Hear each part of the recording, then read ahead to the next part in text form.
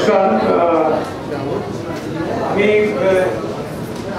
প্রথমেই যে কথাটা বলি সেটা হচ্ছে যে মলয়বাবুর সঙ্গে আমার পরিচয় বোলপুরে আমার একটা বাসস্থান আছে। তো প্রথম দিন যখন মেডিকেল কলেজ শুরু হয় সেদিন থেকে আমি এই মেডিকেল কলেজের সঙ্গে অ্যাসোসিয়েটেড এবং উনি আমার থেকে বয়সে কিন্তু অনেক ছোট, কিন্তু খুব একটা কথা আমি বলতে না বলে পারি না যে ওনার কিন্তু আমি অনেক কিছু শিখে পেয়েছি। এই যে পজিটিভ অ্যাটিটিউড এইভাবে যে দেখা যায় জীবনের এই অ্যাঙ্গেল থেকে, যে এত পজিটিভ অ্যাটিটিউড নিয়ে যে আমরা চলতে পারি, ভাবনা চিন্তা করতে পারি, সেটা কিন্তু সত্যি কখনো ভাবিনি। ওনার কাছ থেকে প্রথম শিখি যে আমি যেভাবে দেখবো, আমি যদি নেগেটিভ ভাবি তাহলে সেটা নেগেটিভ, আর যদি পজিটিভ ভাবি সেটা কিন্তু সত্যি পজিটিভ হিসেবেই দেখা যায় এবং সেটা বোঝা যায়, থিঙ্ক করা যায়। এবং এই করতে করতে কিন্তু আমরা সমাজে অনেক সদর্থক বার্তা দেওয়ার মতো জায়গায় পৌঁছতে পারি। আজকে বোলপুরে যে শান্তিনিকেতন মেডিকেল কলেজ যেটা তৈরি হয়েছে, আপনারা যেটা আমি বলি সবসময়, এটাই গিনেস বুক অফ রেকর্ডসে ওঠার মতো। এটাই কি কেন 11 মাস ঠিক একদম মানে ক্যালেন্ডার ধরে 11 মাসের যেদিন থেকে প্রথম শুরু হয়েছিল তার 11 মাসের মাথায় ন্যাশনাল মেডিকেল কাউন্সিল এর রিকগনিশন দিয়েছিল। আমার নিজের হাতে অনেক মেডিকেল কলেজ আমি তৈরি করেছি যখন আমি ডাইরেক্টর মেডিকেল এডুকেশন ছিলাম, সেই সূত্রে আমার কিছু অভিজ্ঞতা আছে। কিন্তু এত অল্প সময়ের মধ্যে যে এরকম একটা মেডিকেল কলেজ তৈরি করা যায়, এটা কিন্তু আমি বলছি আবার আপনাদের যে কিন্তু সত্যি সত্যি গিনেস বুক অফ রেকর্ডসে ওঠার মতো নয়।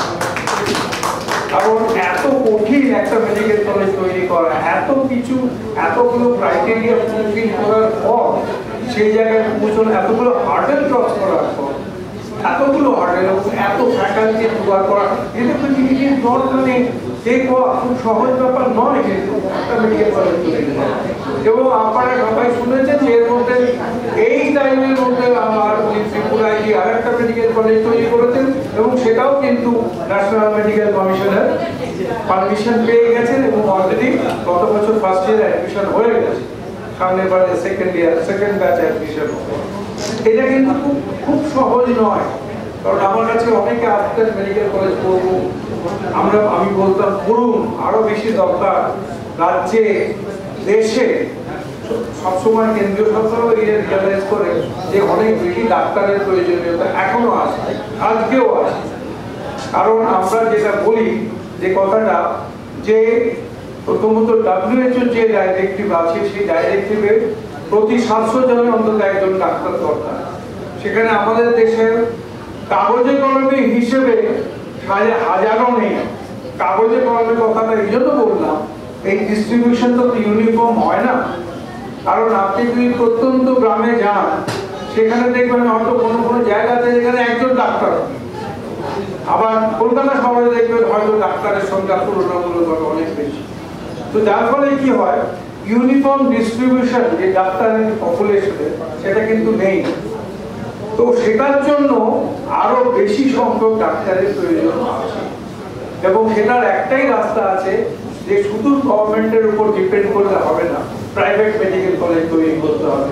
তো মলয়বাবুর মতো এরকম যারা পজিটিভ চিন্তা ভাবনা করেন, পজিটিভ দিকে ভাবেন, আমরাই হচ্ছে আগামী দিনে এই যে গ্যাপ অ্যানালিসিস করে আমরা বলি যে গ্যাপটা আছে, আমরা নিশ্চয়ই দিন আসবে আমাদের দেশে, আমাদের রাজ্যে যে WHO যে ক্রাইটেরিয়া করে রেখেছে যে প্রতি 700 জন পপুলেশনের মধ্যে একজন করে ডাক্তার সদর্থক হবে, সেই কথাটাই আমি এখন জোর দিচ্ছি, পজিটিভ হবে। এইটা এমন একটা সময় আসবে যখন কিন্তু সত্যি 700 জন মানুষের মধ্যে একজন করে আমরা কোয়ালিফাইড ডাক্তার হবো।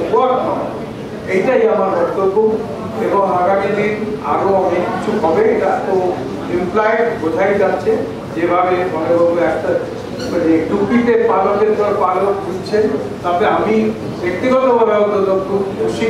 কারণ ওনার সঙ্গে আমার যে আর্থিক সম্পর্ক আছে, তাতে উনি যে সমস্ত কর্মকাণ্ডগুলো করছেন প্রত্যেকটাই সদর্থক কর্মকাণ্ড। এই ফলশ্রুতি এই আজকে এই ইন্ডিয়ান বুক অফ রেকর্ডসে যে নামটা উঠে এসছে, আমি নিশ্চিত উনি যেটা বলছিলেন যে ওয়ার্ল্ড গিনেস বুক অফ রেকর্ডসে হয়তো দেখা যাবে উনি যেভাবে এবং যে ভাবনা চিন্তাগুলো, বিশেষ করে একটা কথা আমি আপনাদেরকে দায়িত্ব নিয়ে বলতে পারি যে রুরাল হেলথ সেক্টরে হেলথ কেয়ার ডেলিভারি সিস্টেম নিয়ে সেভাবে কিন্তু খুব বেশি ভাবনা চিন্তা হয়নি, খুব বেশি ভাবনা চিন্তা হয়নি। এখনো অনেক জায়গা আছে, পশ্চিমবাংলার কথাই আমি বলছি, জেনে বলছি, যেখানে আমরা সুপার স্পেশালিটি সার্ভিস দিতে পারি না। আজকে যে মেডিকেল কলেজটা যেখানে আমাদের বোলপুরে তৈরি হয়েছে, মুলুক নামক যে জায়গাটা, ওটা প্র্যাকটিক্যালি একটা গ্রাম, অ্যাকচুয়ালি একটা গ্রাম, বোলপুর শহর থেকে 6-8 কিলোমিটার দূরে একটা গ্রাম। তো সেখানে আমরা যদি সব রকম সুপার স্পেশালিটি প্রায় হয়ে এসছে, অনেকগুলো সুপার স্পেশালিটি অলরেডি সার্ভিস চালু হয়েছে এবং সবকটা সুপার স্পেশালিটি যদি চালু হয়ে যেটা যায়, তাহলে সেই মানুষগুলো চিকিৎসা কিন্তু ওইখানেই পাবে, এই অঞ্চলের মানুষগুলো ওখানে পাবে, তাদের কিন্তু আর দৌড়তে হবে না, হয় দুর্গাপুর, না হয় বর্ধমান, না হয় কলকাতা। পশ্চিমবাংলার এই দিকে এই মানে এই অঞ্চলটাতে কিন্তু এই 3টে জায়গায় লোকে দৌড়বে। দুর্গাপুরে কিছুটা হয়েছে, বর্ধমানেও খানিকটা, বাকিটা যা আছে কলকাতাতে আপনারা সকলেই জানেন যে কলকাতায় যা আছে সেটাও সব বিশেষ নয়, তা না হলে মানুষ সাউথ ইন্ডিয়ায় দৌড়বে না। তো অর্থাৎ যেটা আমি বলছি যে হেলথ কেয়ার ডেলিভারি সিস্টেমটা ইউনিফর্ম প্যাটার্নে এই ধরনের অ্যাটিটিউড, এই ধরনের আউটলুক খুব জরুরি।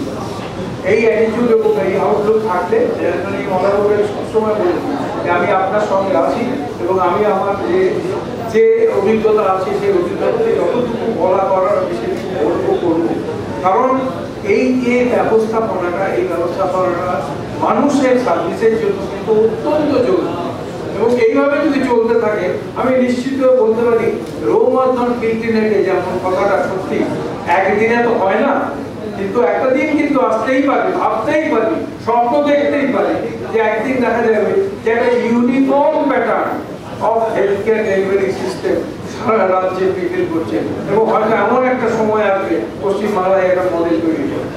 তো এইটুকু বলে আমি আপনাদের আর সময় নেব না, সবাইকে অসংখ্য ধন্যবাদ এবং আমি মনে করব যে সাকসেস আরও আমি সঙ্গে আমি নিজেও খুব গর্বিত ফিল করছি। আগামী দিনে আরও অনেক টুপিতে এরকম ভালো যুক্ত হোক এবং আরও উনি অনেক করে আরও এগিয়ে যান, এই কথা বলে সবাইকে আপনাদেরকে আমার অসংখ্য ধন্যবাদ। আমাদের মিডিয়ার বন্ধু যারা আছেন সবাইকে ধন্যবাদ জানিয়ে আমি আমার বক্তব্য শেষ করছি। নমস্কার।